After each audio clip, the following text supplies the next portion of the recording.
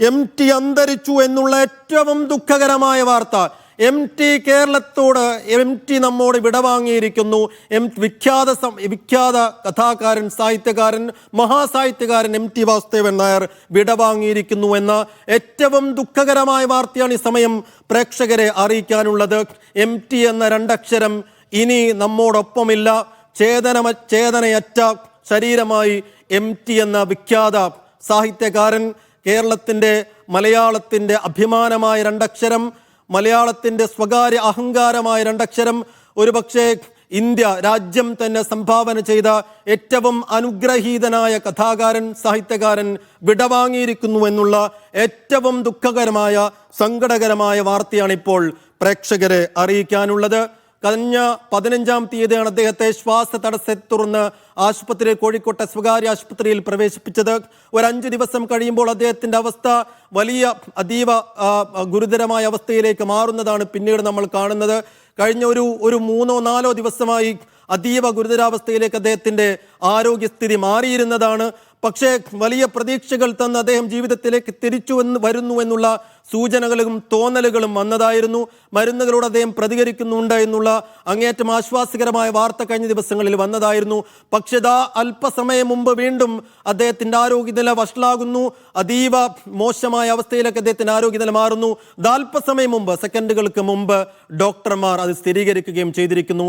MT Vasudevan Nair വിടവാങ്ങിയിരിക്കുന്നു. MT എന്ന രണ്ടക്ഷരം ഒരുപക്ഷെ സാഹിത്യ ലോകത്തിന് കേരളം സംഭാവന ചെയ്ത, MTക്ക് മുമ്പും പിമ്പും എന്ന് മലയാള സാഹിത്യത്തെ നമുക്ക് പകുത്തെടുക്കാവുന്ന രീതിയിൽ രാജ്യത്തിന് കേരളം സംഭാവന ചെയ്ത മഹാസാഹിത്യകാരൻ വിടവാങ്ങിയിരിക്കുന്നു എന്നുള്ള അങ്ങേയറ്റം ദുഃഖകരമായ വാർത്ത പ്രേക്ഷകരെ അറിയിക്കുന്നു. ഷിത ജഗത്ത് ചേരുന്നുണ്ട്.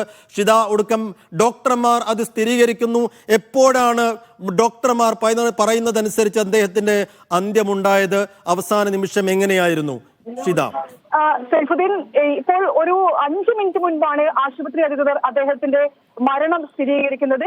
MT വാസുദേവൻ നായർ അതീവ ഗുരുതരാവസ്ഥയിലേക്ക് നീങ്ങുന്നു എന്നുള്ളത് രാവിലെ മുതൽ തന്നെ ആശുപത്രി അധികൃതർ വ്യക്തമാക്കുന്നുണ്ട്. അവരുടെ മെഡിക്കൽ ബുള്ളറ്റിനിലൊക്കെ തന്നെ ക്രിറ്റിക്കലാണ് കണ്ടീഷൻ എന്നാണ് അറിയിച്ചിരുന്നത്. നമുക്ക് അറിയാവുന്നിടത്തോളം MT വാസുദേവൻ നായർ വലിയ രീതിയിലുള്ള ആരോഗ്യ പ്രശ്നങ്ങൾ, വലിയ ഗുരുതരമായ ആരോഗ്യ പ്രശ്നങ്ങൾ നേരിട്ട് കൊണ്ടിരിക്കുകയായിരുന്നു. കഴിഞ്ഞ 15-ാം തീയതിയാണ് അദ്ദേഹം ആശുപത്രിയിൽ അഡ്മിറ്റ് ആകുന്നത്. പിന്നീട് അദ്ദേഹത്തിന് ഹൃദയസ്തംഭനം ഉൾപ്പെടെയുള്ള കാര്യങ്ങൾ വരുന്നു. രക്തസമ്മർദ്ദം കുറയുന്ന സ്ഥിതിയിലേക്ക് പോകുന്നു.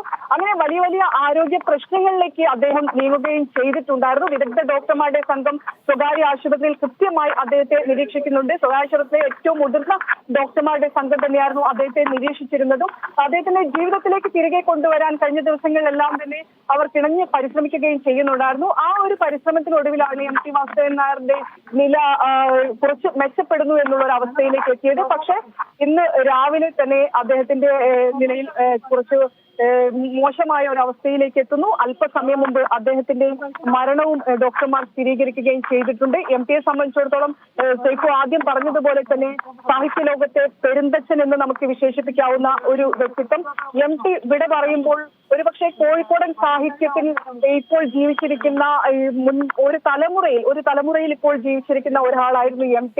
പഴയ തിക്കോടിയനും ബഷീറും ഒക്കെ ഉൾപ്പെടെ, പുനത്തിൽ കുഞ്ഞബ്ദുള്ളയും SK പൊറ്റിക്കാടും ഒക്കെ ഉൾപ്പെടുന്ന ആ ഒരു സാഹിത്യ ലോകത്തിൽ ഇപ്പോൾ ജീവിച്ചിരിക്കുന്ന ആ ഒരു തലമുറയിൽപ്പെട്ട ഒരാളാണ് MT വാസുദേവൻ നായർ. അദ്ദേഹത്തെ കൂടിയാണ് ഇപ്പോൾ നമുക്ക് നഷ്ടപ്പെടുന്നത്. MTയെ കുറിച്ച് പറയുമ്പോൾ നമുക്കറിയാം, നമ്മൾ ഒരിക്കലും മറക്കാത്ത ഒരുപാട് കഥാപാത്രങ്ങളിലൂടെ, ഒരുപാട് നോവലുകൾ, സിനിമകൾ തുടങ്ങി അദ്ദേഹം കൈവയ്ക്കാത്ത മേഖലകൾ തന്നെയില്ല. അത്രയേറെ ആസ്വാദകരെ ഒരേ സമയം പ്രേക്ഷകരെ അദ്ദേഹം ആസ്വാദനത്തിന്റെ മറ്റൊരു തലത്തിലേക്ക് എത്തിക്കുകയും വായനക്കാരെ വേറൊരു തലത്തിലേക്ക് എത്തിക്കുകയും ചെയ്യുന്ന ആ ഒരു സാഹിത്യ സൃഷ്ടി കൊണ്ട് അദ്ദേഹത്തെ നമുക്ക് അടയാളപ്പെടുത്തേണ്ടിയിരിക്കുന്നു.